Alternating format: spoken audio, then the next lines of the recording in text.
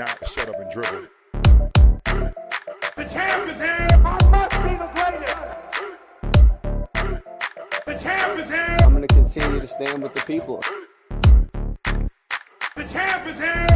I will not lose. I'm a bad man. I shook up the world. Yes, welcome.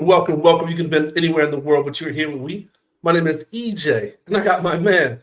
MH. Yes, he is the DB of the show. All right, so we're Black in Sports, giving a voice to the people. All right, well, we will won't shut up, and we're always interviewing the best professionals in the game and in the boardroom. We're laughing at all, covering all while providing a platform to be heard. So you know what we do about this time. We got to welcome and introduce our guests. All right, so it's been noted, she says, a closed mouth don't get fed. All right, so with her 22 award-winning plus years in service and experience, she's had multiple clients in multiple different professional levels, from the NBA to the NFL to the WNBA and our U.S. Olympic athletes. She's done coaches and also had clients as TV personalities as well as major big corporate brands.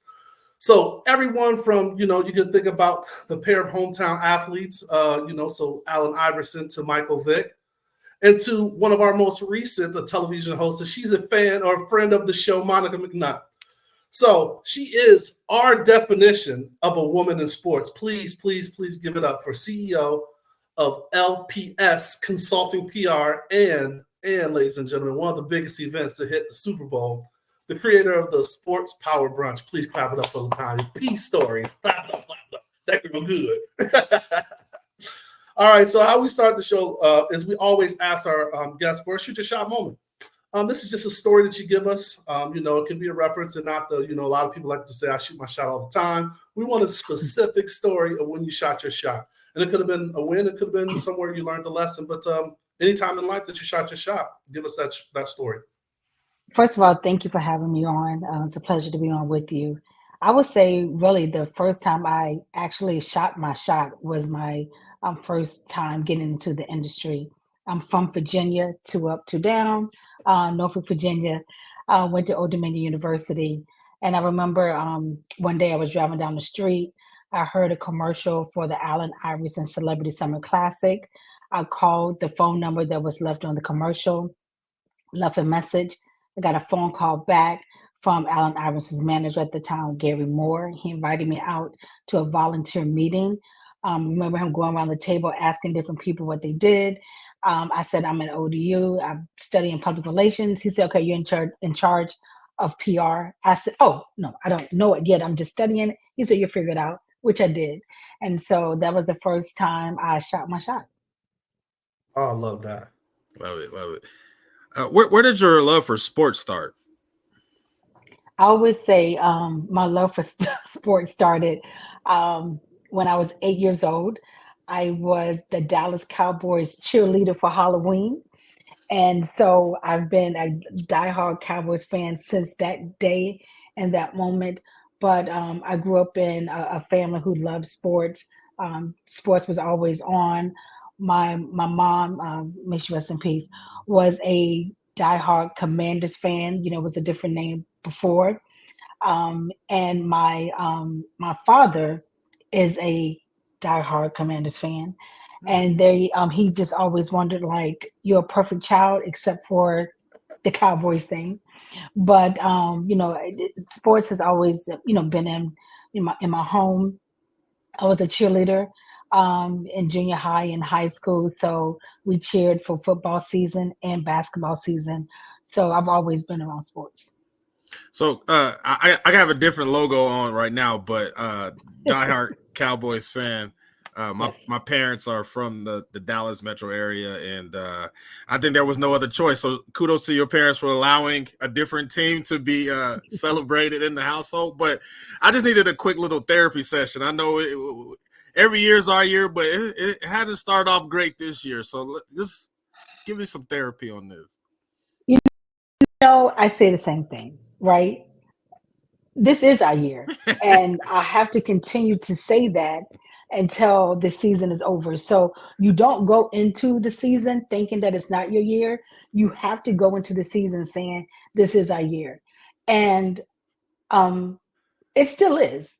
So we're just going through a bumpy time right now. But we're week 5, week 6. Forget what week it is because we haven't been really doing that well. However, you have to look at the glass half full, right? Yes, ma'am. And said, where there is no vision, the people perish. So we Ooh. have a vision, Oh, right? what's the collection plate? We have a vision. The vision is New Orleans, and for us to be there. And so, and not just there to attend the parties, but actually playing, right? You have to be able to speak those things as if they are. And so we are still on that path. Yes, ma'am. Toward victory. So from the moment that the clock struck 000 on Sunday, and that was a diabolical upset, right? And the fact that we opened up the doors to let people come in and just go pow pow pow pow pow pow pow. Wow. So amongst all of your awards and all of your accolades, chair of the Dallas Cowboys motivational team, because I mean, you almost had me fooled there. And I can't talk too much because I'm a Steelers fan. Y'all beat us the week before, and I was real upset about that. But didn't the Steelers just take over the Raiders stadium? And that's not your stadium. It's not your stadium. Okay, stop going into other people's homes and taking over. It is not your stadium. I mean, that's just what the Steelers fans do. Now, hold on, Cowboys attempt to do that as well now. So don't get too I mean, we travel now. well. Oh yeah, we travel y'all well. travel well. I mean, but yes, alumni support of the Dallas Cowboys. You guys it is your year, and we'll stick with that. This year. Thank you.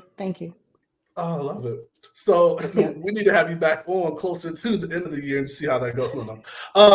So, all right, you said 2 up, 2 down, right? Representing all day. What was it like, because people don't understand the amount of sports and just figures that came out of the area.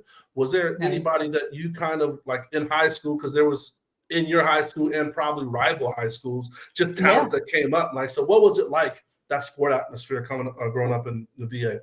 Well, in my high school, I went to Maury High School, the best high school, this side of heaven in Norfolk, Virginia.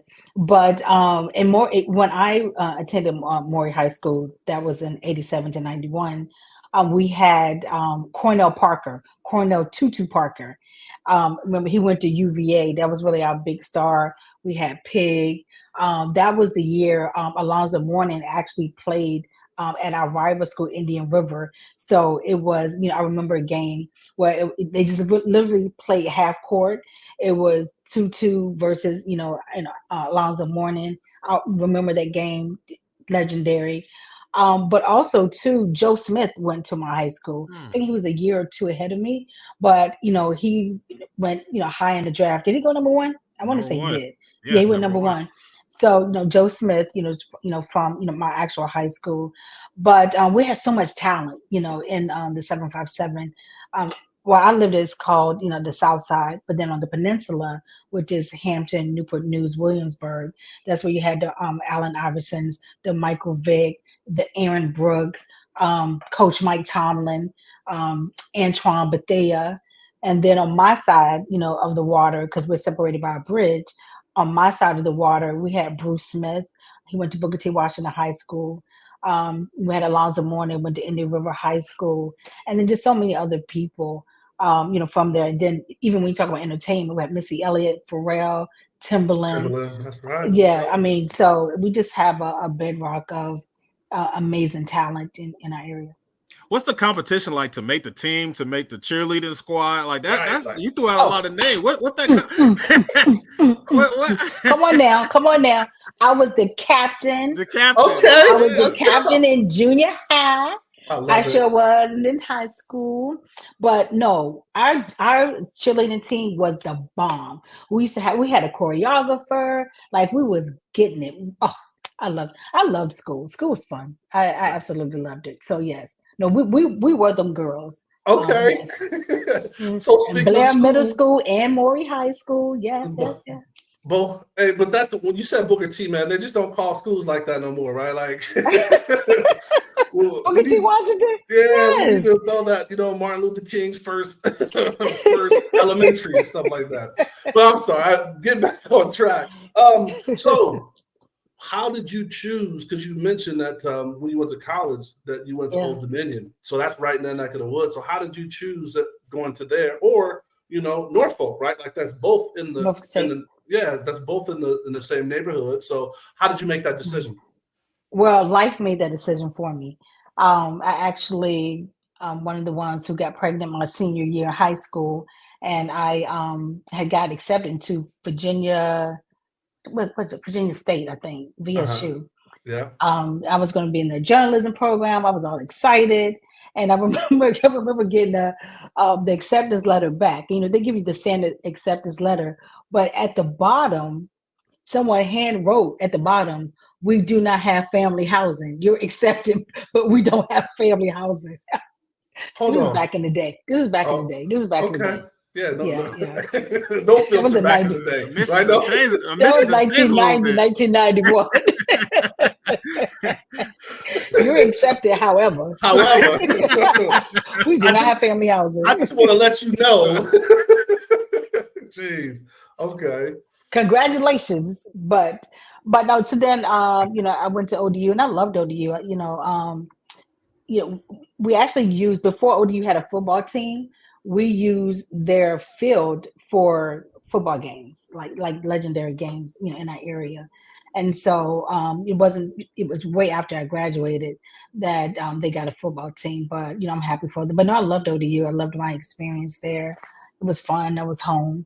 It's a great institution. And now look at it, we're doing great. And I remember, growing up, we had an amazing women's basketball team at ODU, and Coach Wendy Larry was the head coach. And I always remembered her, as a little girl growing up. Growing up, you had a military in your background as well? Yes. Yeah. What branch? Navy. Navy. Now, I always resonate with military brass. I was Air Force brass, so I understand.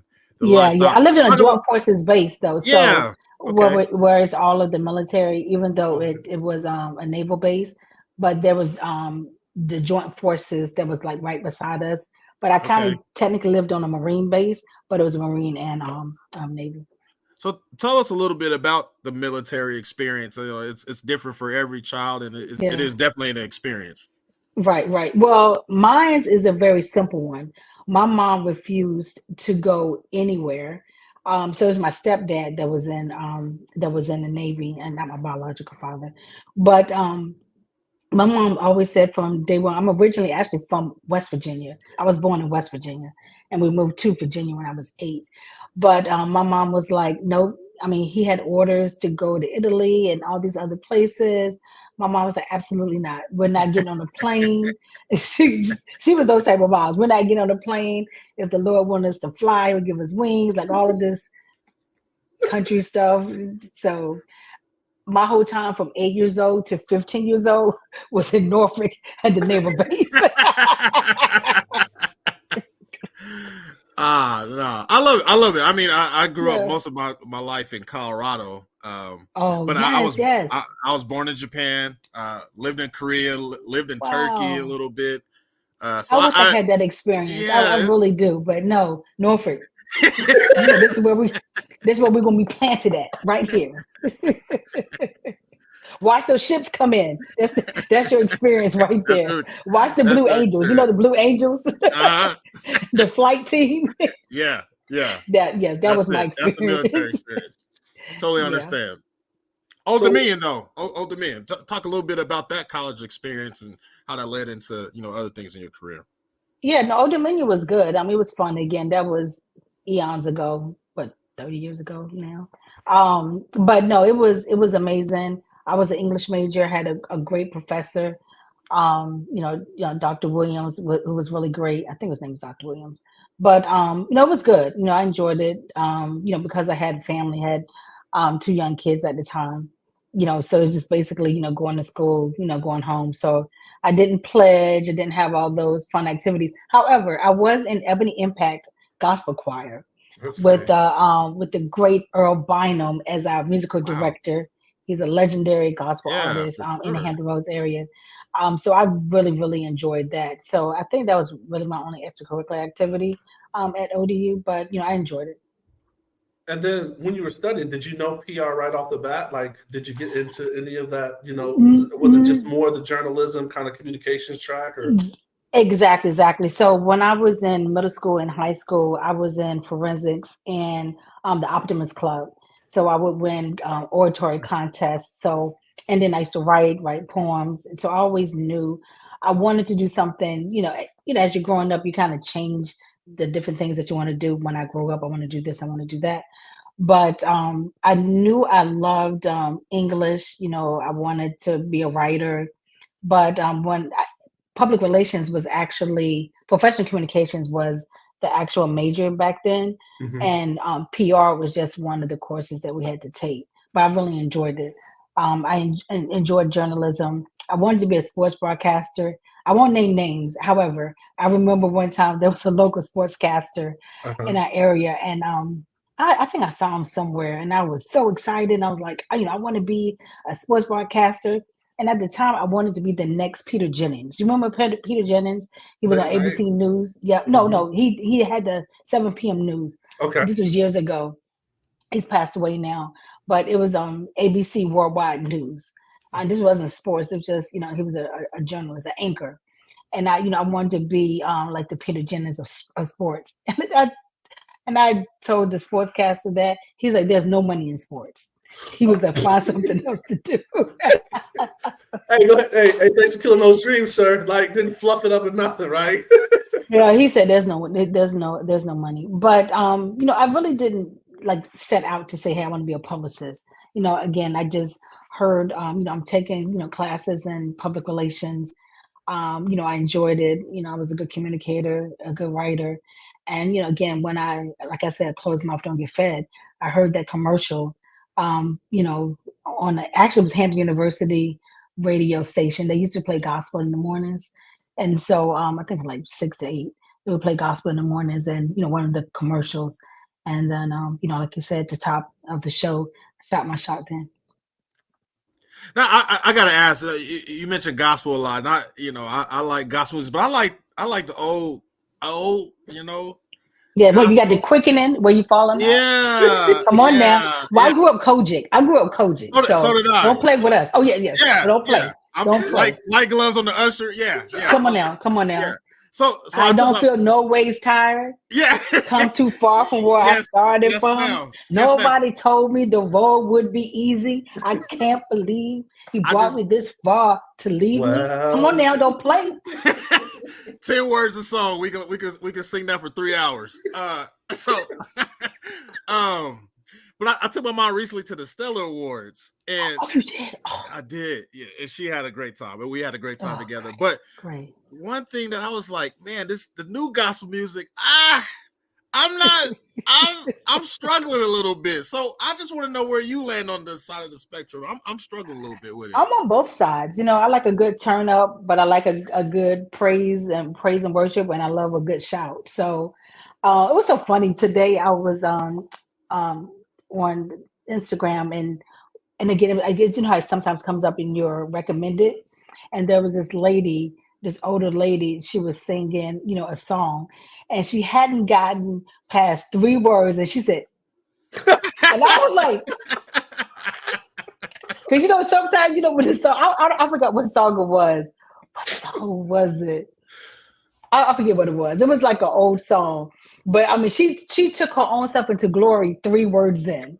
So, but you when you're growing up, like my mom always played gospel music. She cleaned to Shirley Caesar, Mighty Clouds of Joy, like old school, right? But when you're younger, you kind of shun it, but now that I'm older, like them songs, I'm like.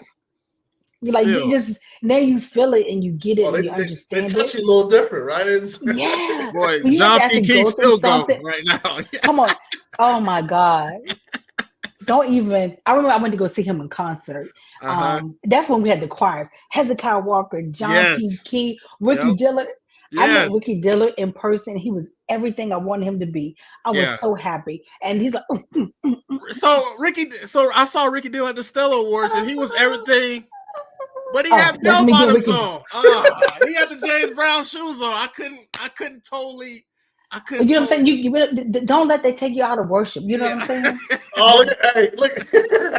You can't let it take you out of worship. What did they tell you when you was in church and you stepped out? You put the one finger up. Yep, Keep your yep, eyes on God and not yep, on me. There you yep. go. You got to keep your There eyes you on go. God. You know what I'm saying? You looking Yes, at the shell. You know what I'm Right. saying? You're looking at the shell.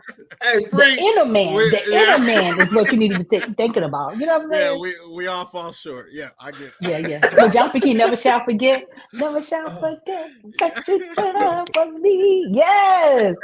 I love it. Hey, we fall down, I but we can't get up, man. forget it. I can't forget it. I love it. Let's go to hey, the spirit is in the house tonight. I love it. All right, so we want to jump over just to get into the career. This is what we call in the game, and I want to jump right to you starting your own agency, right? Like I know there's a history and there's things that built up. Like and we don't want to shortcut that, but I think for our listeners, there's hundreds of people that want to get into your realm, and I would like you to kind of just say what was that thing that triggered you? Say, you know what, I'm ready to jump out on my own and start my own agency. You know what? Let me say the one thing of for my journey, I never actually worked in sports. I've always was an entrepreneur, independent person. Now I had other jobs. I did property management. I worked in radio, but as I got enough clients to leave my day job, I never worked for a team. I never worked for the association. I never worked on the league side. So, again, from doing that, volunteering for 2 summers for an Allen Iverson Celebrity Summer Classic event, I met my first paid client there, Aaron Brooks, who was the starting quarterback of the New Orleans Saints at the time. Also from Hampton Roads, went UVA, cousin of Michael Vick. And he took a chance on me. So he was my first paid client. And that was in 2001, 2002, I think. And, from there, I just, it's again, a closed mouth don't get fed. I remember that particular year, that's when the Super Bowl was actually in New Orleans and used to receive information in the mail about different events that was going on.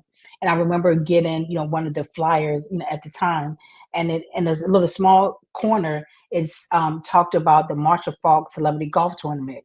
And what did it have? A name and a number. What I'm going to do, call it.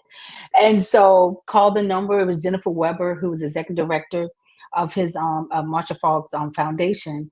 And I said, hey, I represent Aaron Brooks. I'm familiar with the New Orleans media. Do you need any help?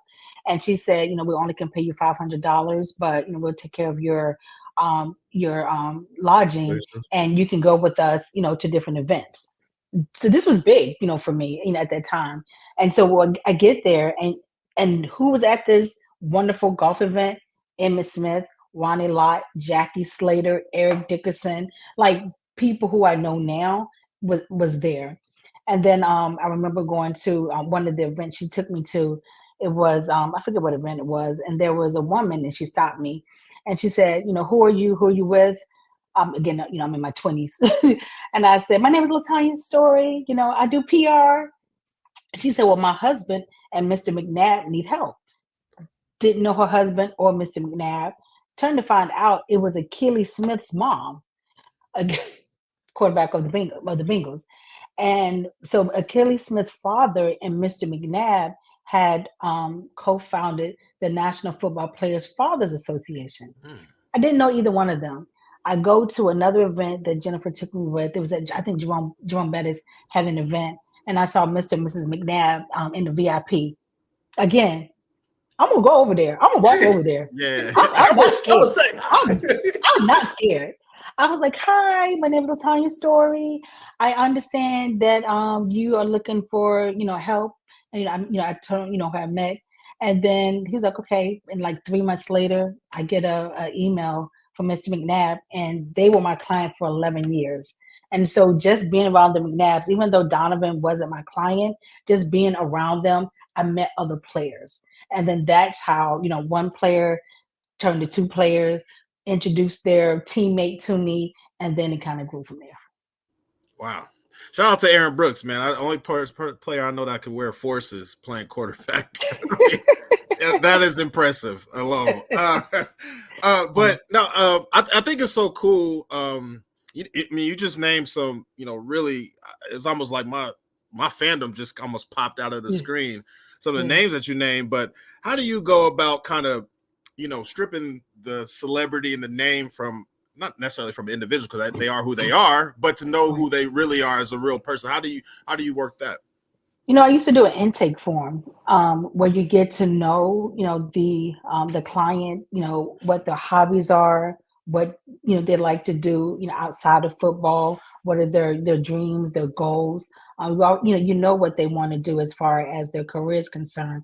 But I was really more interested in what you want to do outside of football, what you want to do in the community, and then also try to find different avenues to pitch them, like, who's your favorite musical artist, so we can maybe pitch something and the entertainment realm, who's your favorite actor or actress, and just trying to find those other things about them to be able to pitch them to different formats.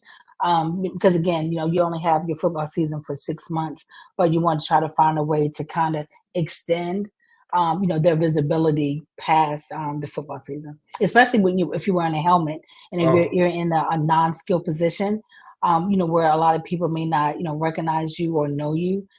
So it's a little harder to kind of pitch those individuals, but that's one of the challenges that I really enjoyed. Now, you call yourself a PR consultant or consultant PR, right?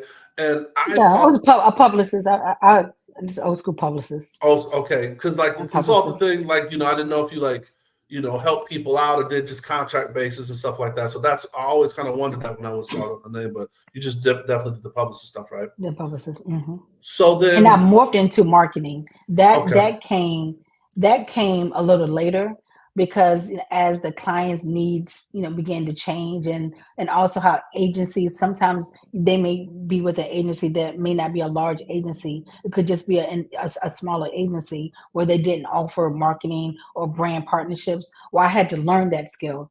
Originally, I just started out just doing straight PR, public relations and publicity for clients, but then get into community relations, doing events, and then, marketing. But that also extended my career as well, because then they were looking for more, and I wanted to become a one-stop shop instead of them, having all these different people that they had to deal with. And that's big, right? I think that's something that, like, if I could have hit that, Keenan Ivory Wayne's message button for people to understand, is that even more so now, I mean, even at a high school level, and MH has talked about this, and we both talked about this, they're brands right out the gate. So if you don't start understanding that part of it, right? So that was important for you to learn and you to adapt that. Mm-hmm. Yeah, absolutely. And again, we didn't know that back then. And I, when we talked about the different people who I knew growing up in my high school, like, they could have did numbers today, and there was another gentleman too. His name was Aaron Sparrow. And I remember I forgot what high school, he went to a high school, I think in Portsmouth, but he was a big deal. He was a quarterback, highly recruited. But I remember our local paper doing a diary on him during, I think that was his senior year or whatever year it was. But I remember that was PR back then, but they kind of just chronicled, who he was. And also, Ronald Carey was big too. Vic talks about him a lot, and the evolution of the black quarterback, if you've seen that. But, Ronald Curry, like, if you ever talk to Michael, he would tell you, like, Ronald Curry was really the bigger deal in our area at the time. If you're familiar with Ronald Curry, when UNC. But yeah, so what we know now, had we known then, or had the opportunity, to capitalize then, it would have been huge. And go ahead, Mason. No. I was just we're both excited. Ronald Curry Raiders. Go ahead, though. Go ahead. Yeah, alumni. Yeah. So, and like, definitely the balance of talking about clients and stuff like that. But Mike, is definitely, he's credited him and his wife as executive producer of the show. Is that just like a passion that he's wanted to do for a while? Because it's always seemed like he's always been in love with the game, and like he always stated, even when he had the little mishap that he had to deal with, he always wanted to give more than the game that he took away. Like he's always kind of stated that more came out. How long has this project been something he wanted to do, or was it something that came to him, like it was offered to him? Well, I wasn't working with him doing this because I retired last year. Last year, yeah. We're Yeah, going to yeah. ask about that. We're going to ask about Yeah, that. Go ahead. yeah. So I wasn't working with him back until the time that I was working with him. This was something, he was very passionate about. He's passionate about, the game of football, as it is. He was a dream client for me. I remember, just coming out, in Virginia, and I always wanted to work with him. So I didn't have an opportunity to work with him when he was playing. But we had a mutual friend who introduced me to him when right when he was about to retire, actually. And it was the year that he was retiring and doing life after football. And I just got him at a great time, and we had so much fun. That's when he started Fox Sports, and we just did just some amazing things, and just able to show him in a different light. And it was fun. He was a great client, a good friend, still a good friend. His wife Kiafra is amazing. And I just really enjoyed it. And just again, it was just one of the dream clients that I wanted. So being able to, start out, working with Allen Iverson, and then work with, Aaron Brooks, and work with, Michael Vick, 757 legends, heroes, just love them. And they're just really good people. So yeah, that's what I can say about all three of them. I'm really impressed with, and you mentioned it, agencies. And I know in entertainment and athletes, I didn't know until recently how much all that is kind of connected, and that's a lot of red tape to kind of work through for any individual. So can you talk about your experiences and just kind of working with agencies? Oh, wow. Yes. I've been lucky that I've only had one issue working with the agent. Won't name names because they're still in the industry. But, I had a client who was about to sign.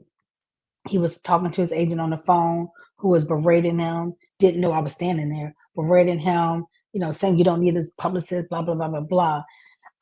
But the player ended up still working with me because at the end of the day, it's their decision, right? And players have to understand that agents work for them; they don't work for the agents, and so that's number one. But I've luckily been in a situation, all of my situations where either the agency didn't have in-house PR, so there wasn't a conflict, or the player or client decided to work with me and chose me. And so haven't had those frictions or any issues, as it relates to dealing with, agents or agencies. So I want to talk about, if you could share just the experience, man. Shout out to diverse representation. But Yes. this Jaya. year, what's up, John? She's still supposed to come on here, girl. We're going to get you soon.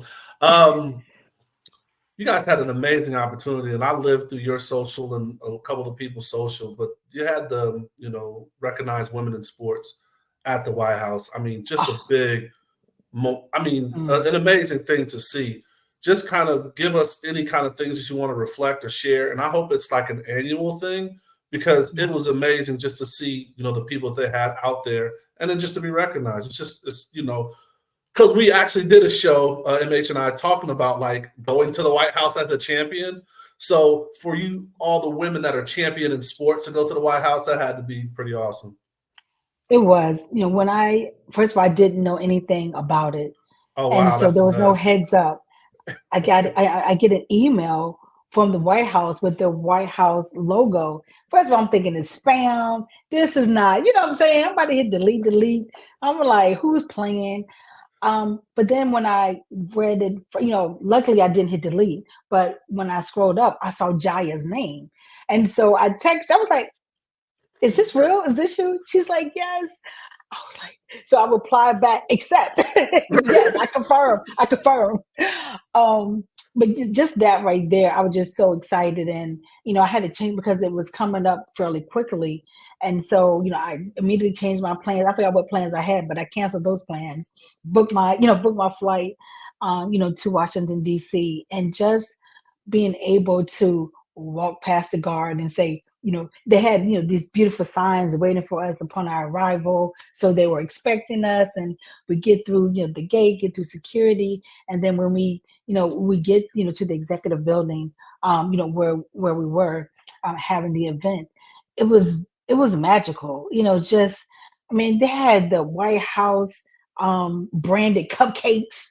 So, it had like the White House logo on the cupcakes and just everything. But then, unfortunately, Vice President Harris wasn't there, or President Biden at the time. But we were greeted and heard some remarks from the press secretary, and she was lovely. She was amazing. And then other people from the administration, but they were so kind. They were so happy to have us there. It was just warm. It just felt like we were home, to be honest. And just to see all the other amazing Black women in sports, it was incredible. And it was, once in a lifetime event. And I do hope it does become an annual opportunity for us. But, again, kudos and shout out to Jai Thomas for all the great work that she's done with diverse representation and continues to do. And so, it was just a blessing just to be, as they say, counted in the number. So, yes. I want to know, and we'll get more into this when we get into your event at the Super Bowl and the foundation. But I guess, and I don't know how to say this, but to that professor earlier that said there's no money in sports, and I'm not trying to count your pockets, but all the success that you've done. It actually wasn't even a professor. It was the on-air sports local reporter, the local sports anchor. So to the anchor that did that, what would you say now, as you have had a tremendous career in sports? Yeah, and I don't think he was necessarily saying a career in sports. He was saying specifically as a sports reporter and a sports anchor. And again, he's speaking from a local standpoint. I don't even think ESPN, if it wasn't like, how it is now. Yeah. But yeah, there is so much opportunity in sports, whether you're, in front of the camera, behind the camera, in the boardroom, on the league level. And of course, you have to, in some positions, you do have to work your way up and, get to that salary that you are looking for. But, say hard work pays off. And there is opportunity if you want it. And again, that was a different time. And it wasn't a lot of women who were doing the sports commentating at the time, as well. And so, again, I don't fault him, but I think people were speaking from their lens of experience and then their point of view. But, again, I don't really listen to people. I believe I can do anything if I set my mind to it. And I've always been an assertive and aggressive person, as you can tell by some of the stories I've shared with you. So, I didn't let that deter me. Love it. So, I want to condense this because I think it is important for our audience to listen or to hear this, especially those that want to get into the role, such as yourself. Firing, right, or hiring, because you don't need to work with everybody, right? Like, how do you kind of measure that, right? Like, where it may be starting off well and we have these expectations and they're not met. Like, how do you kind of go through that process, or what would you share with our audience about that? Yeah, you have to find a client. Again, if you're independent, you're an entrepreneur and you're trying to build up your clientele, you have to have clients that work best for you and them, right? Because everything and everyone is not a good fit for you. And also you have to be realistic in your deliverables and what you can actually do for them. So if you don't have a Rolodex of media contacts, you don't have relationships, don't pitch people and say, oh, I can do this for you, I can do that for you, and you don't have any connections to get it done. So that's false advertising on your behalf. But also too, if you are qualified and have the connections and have the relationships and you can deliver, and that client just isn't a good fit for you, and it's not good communication, they're not showing up to interviews on time, whatever the case may be, then yes, you can fire clients. But it just has to be a good fit. And I think, going in, once you do the discovery, once you kind of figure out what you're looking for, what are your goals, what are your dreams, what do you expect out of a publicist or a marketer, whatever the case may be, or agent. And then I think you both just have to have real expectations. And also, do you need a runway? Sometimes people think that things can happen overnight, or in 30 days, I can get you this, I can get you that. You need time to pitch people, you need time to cultivate them. And so it's going to take time to kind of see things. So, clients have to understand you have to give them a runway to be able to get the results that they're looking for. Man, I like it. MH, man, you ready for those quick hits? Yes, sir. Just some quick hit yes or no type questions for Sure. our listeners. Text or call? Call. Pancakes or waffles? Waffles. Apple or Android?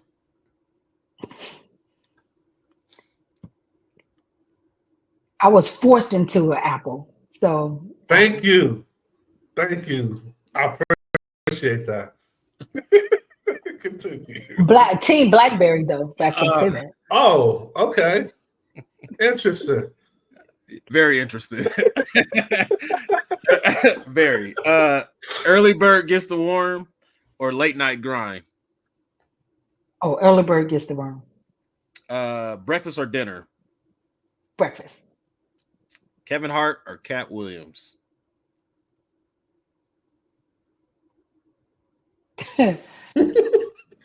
Both. I'll take it. Hero or villains?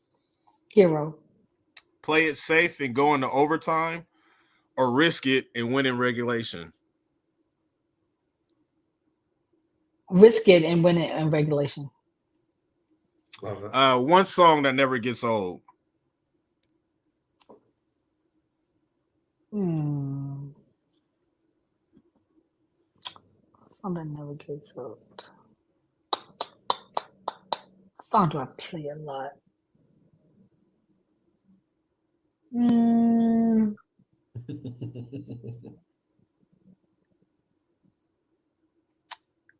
Let me see. I would say, Jodeci, Come and Talk to Me. Like it.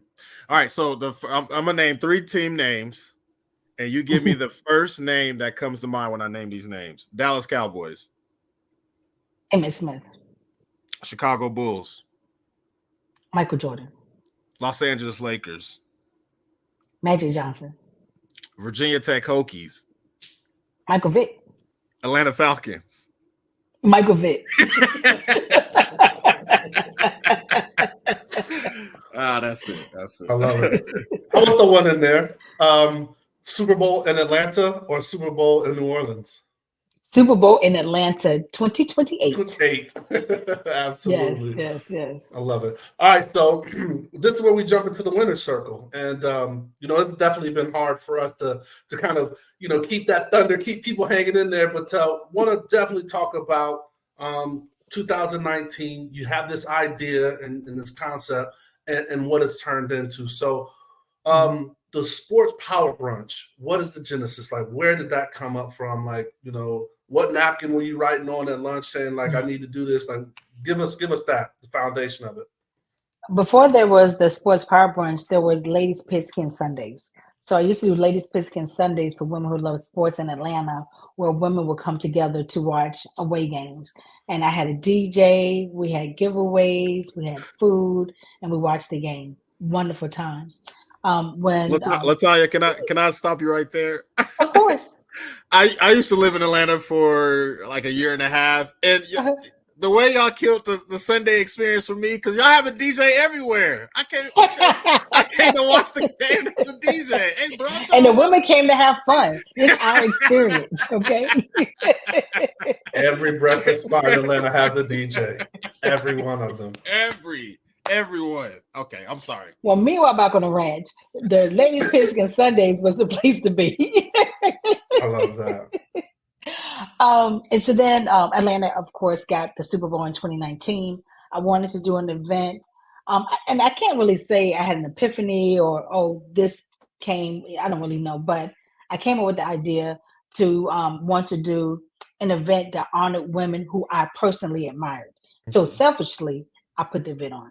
And so the first year, and again, this goes back to a closed mouth and good fed. It was Lisa Salters, who I did not know personally. I reached out to ESPN. She said yes. It was Amy Trask, who I did not know at all. I reached out to Mike Freeman, USA Today, and he, I think he did a forward to her book. And we, that's when you could DM people. I DM'd him. I was like, hey, I want to honor Amy Trask. And he said, I'll get in touch with her. She hit me. She said yes. And then we did Melanie Few from the Super Bowl Gospel Celebration, who I already knew. And we did Sharice Williams G, who was recommended. And I did Natera Holloway from the NFL. And we had the late Javita Moore was our host. And then LaChina Robinson, who was my friend, was the moderator, for the one-on-one interviews on stage. And then that's how I did it. And I did it at Davio's Italian restaurant at Phipps Plaza in Atlanta, in Buckhead. And we had about over 100 people. But I shared my vision with Troy Vincent at the NFL, and they immediately hopped on. He was a sponsor. Georgia Power was a sponsor.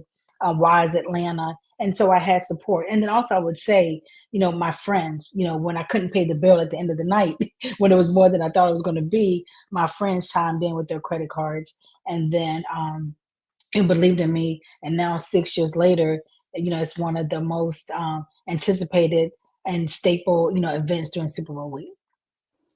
Sold out event. You can't. Yeah. Sold out. Sold out. Sold out.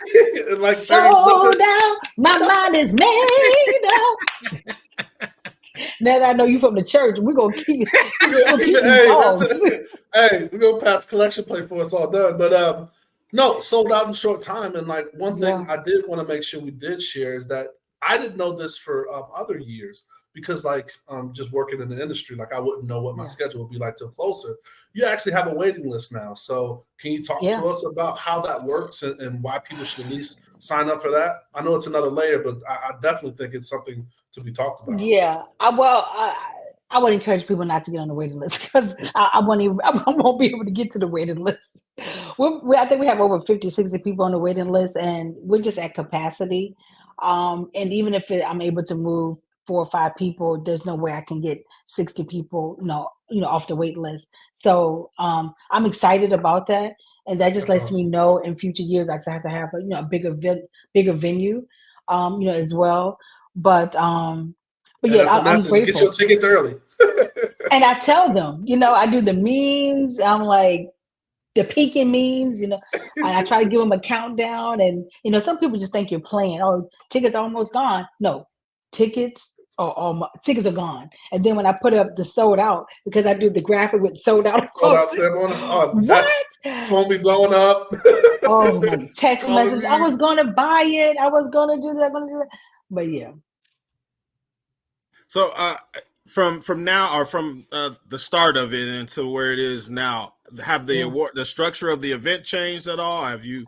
Yeah, it's gotten bigger and better. I mean, we're in bigger venues. In Vegas, where it was at Aria, that huge ballroom, and in New Orleans coming up, we're going to be at the Four Seasons in New Orleans, and so we have a stellar event host. Can't name her yet, but stellar event host. Great honorees, some of which we've already announced. Today, we actually announced the Chief Marketing Officer, the CMO of Delta Airlines, Alicia Tillman, will be receiving the Leadership Award. We have the great legendary Swin Cash, who's going to be honored, as well. We have Dr. Kiki Barnes. If you're in the NCAA space, she's a legend. She's the commissioner of the HBCU Athletic Conference, former VP and AD from Dillard University.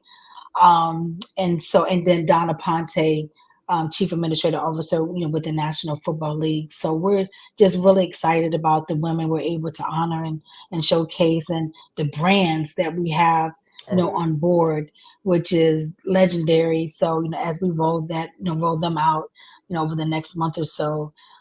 So it just got a bigger, better, greater, high end. It's a elevated, elegant experience. We have, not only the great honorees, we have a panel, we have great brand activations, which are super cool.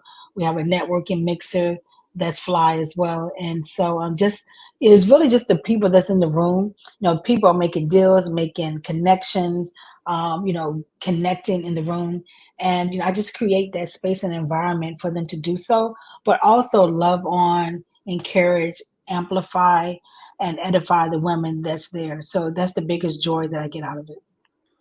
Now, Swin is, with the New Orleans Pelicans right now. Yeah. So, like, is there not strategic, but just like timing, right? Like people, like you said, that you admire, right? Because when you were in Vegas, Sandra Douglas Yeah. was one of the people that you were able to Exactly. watch So this I try year. to find people that's in the Super Bowl host city too, Mhm. for that tie-in as well. So doing Sandra Douglas Morgan with the Raiders, I mean that was a given. And she was gracious enough to accept, and just her speech that she gave, and she was fantastic. And we had Nicole Lynn, who was great, and Stacey Allister, who was the chief executive of USTA, US Open, incredible. And so just being able to see the level of women who are able to honor and who accept and who come is just a testament to how we've been able to grow this brand. Especially during that busy time, right? Like that's just to show Yes. like why your event, like in so far, listeners, if you've never been to a Super Bowl weekend, like everybody's there, but Yes. there's so many things that are going on that it's great that within your 6th year, this is coming up to be your 6th year for the event, Yeah. that people are marking on their calendars like I have to get here at this day, and then they Yes. plan everything around it. So that's Exactly. that's amazing. Another thing I don't want to make sure to go for goes, because it's great to have the activation, and that kind of comes once you get brands that understand the mission, and then they get creative, right? So maybe like, okay, they give money and support the first year, but then they attend it's like, oh my gosh, like I heard it was this, but hey, we can do this or do that, and makes those activations and make it enjoyable. But the money you raise, I think that is part of it that needs to kind of have its piece, because y'all cutting those big checks, you handing out those big checks. So. You know what? So, we have the great fortune to do two things. One, we surprise someone in the room who do not know they're about to be surprised. So the first year, and again, we've been able to grow over the years. Like our first year, we only could do $2,000. You know what I'm saying? And then we, steadily built our way up, over time. But we did the Power of Girls in Atlanta. We did Women as Leadership Academy, which Maria Taylor had. We did that in Miami, and in Los Angeles, we did Natalie White, Senior Vice President of the Los Angeles Sparks. We surprised her. She was actually building and did build a community center in her hometown, and we surprised her on stage, with a check. And then in Vegas, we surprised LaTonya Robinson for her amazing Rise in Media Stars Foundation, where she is helping, minority women get into broadcasting. And so she was actually the moderator of a panel. And so we had to have Taylor Rooks to kind of kind of get her to stay on stage and kind of make something up. And every time LaTonya kept trying to walk off, and we said, no, come back. So she didn't know what was going on. And then I come from behind the curtain with a check for $10,000 to her foundation. And so, of course, she was in tears and really grateful, for the opportunity. Just to be able to receive it so they can continue to do the work that they're doing for the organization. But also partial proceeds from the event goes to the Sterling Legacy Fund, which is a foundation that I created in honor of my late son, Sterling, who passed away in December 23rd, 2019 from cancer. He was misdiagnosed. He lived in Virginia with his dad in Chesapeake, Virginia. And so he was going back and forth to the doctor, wasn't feeling well. The doctor told him he had one thing which isn't fatal, only to find him passed away in his room 2 days before Christmas. And so, I just been on a mission since that time to bring awareness to the health disparities, especially among Black and Brown people, and especially our men. Because sometimes when you go to the doctor, you don't know to ask for a second opinion. You don't, you kind of believe in, what the doctor is saying. So just being able to kind of bring awareness to that through the foundation. So over the past, 3 or 4 years, we've been able to donate to the American Cancer Society. And then this year, we made two big donations I'm super excited about. We did a $10,000 donation to Thomas Jefferson University Medical School, Mm. and it's for the Step Up Medicine and Step Up Nursing program, which helps kids, helps students, study for the medical exams and the different testing to get into medical school. Then And we I did just, go ahead. I just want to pause to make sure, because that was a seamless transition. That was a perfect transition. It's like you're in journalism or something. But Oh, the Sterling Legacy Foundation, I want to pause, and that's kind of the yeah, second topic that you're into right now. So I just want to make sure we yeah, pause so people got that, that story, and know that, like, and we're going to put that foundation's website in, because you've done some great things through your son's foundation in memory. yeah. But continue with the other, because if you're not going to bring him up, but we were definitely going to bring him up. Yeah. And so, the other one is Hampton University Proton Cancer Institute in my hometown, which I was happy to do a $10,000 donation. Microsoft matched the 10,000, so they received $20,000 for their student internship program. And one thing about the Hampton the Cancer Institute is, had we known my son had cancer, that could have been a viable option for my son to get treatment in our backyard. So, it's super important for me to be able to, give back to them. And lastly, one of the greatest legacies I think we're going to be able to have, aside from that, is that my son grew up playing basketball. When you saw him, you saw a basketball. He was an AI fanatic. When he passed away, he still had an AI fat head on his wall. And so, because he didn't have the opportunity to play, in college or professionally, I have pledged over the next 3 Super Bowls to build a Sterling courts in each of the Super Bowl host city. The first one we did was in Las Vegas at the Downtown Boys and Girls Club, who didn't have a basketball court at all. We were able to do an outdoor half court, for them. Microsoft stepped up to the plate and came in and renovated and donated a computer lab. So it's the Sterling Legacy Microsoft. It's an e-gaming center, actually, at that particular location. And then in New Orleans, we're going to do another court renovation as well. And Microsoft is coming in to do a computer lab, a teen center, and we have other brands that's coming on board as well. That's phenomenal. So, hey, thanks. You made that real super easy for us. No, and that's all the things that we definitely wanted to make sure we mentioned, and we're going to put that all of those, the website things, in the show notes. How can people support? Other than, because you hit on two things, right? And definitely, I'm a person that does this. As a Black male, we don't go to the doctor, right? Yes. Like, Yes. I will take an Advil or some Tussin on it. and not go, and then the problem more with Black women, they don't believe that we have those pains and those things, especially when you're talking about Yes. The pregnancies and just their pain. But all of that is just amazing, and we need those kind of things. So one, for like with the Step Up, that these kids are getting training of what to look for and make sure they're conscious of those things. But how can we support, man? I would say the biggest way to support is going to the Sterling Legacy Fund website, sterlinglegacyfund.org. We take donations. You can donate, right through the site. If you're looking to, you want to sponsor, a court, definitely, reach out to us, for that as well. And then with the Sports Power Brunch, whenever I say tickets are on sale, purchase your ticket.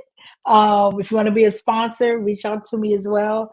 And I plan the Sports Power Brunch a year in advance. So it takes me a year to plan it because it's such, a big event, that we do. But, and again, just to take care of yourself, take care of your loved ones. If you see, a loved one, a family member not feeling well, encourage them, or better still, go with them to the doctor. take them to the doctor. And if something doesn't feel right about, within yourself, speak up, ask for a second opinion, and just know that your life matters. Absolutely.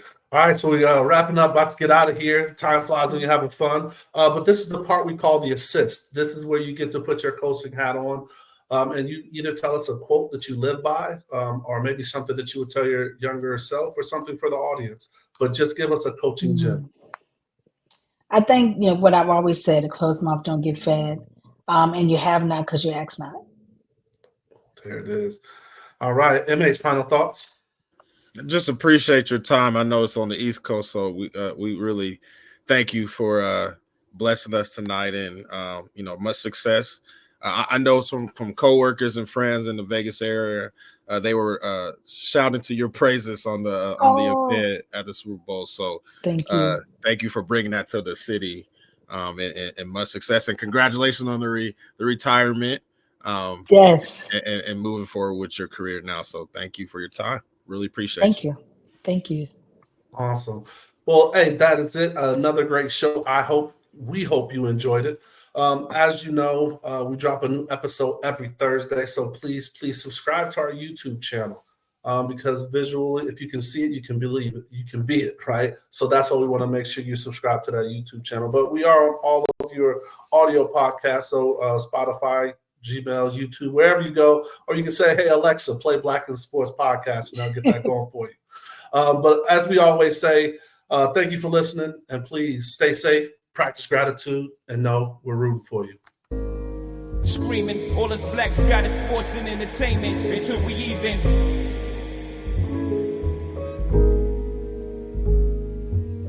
Assuming I'm rooting for everybody that's black. Yeah. Yeah. Assuming I'm rooting for everybody that's black. Yo. Look.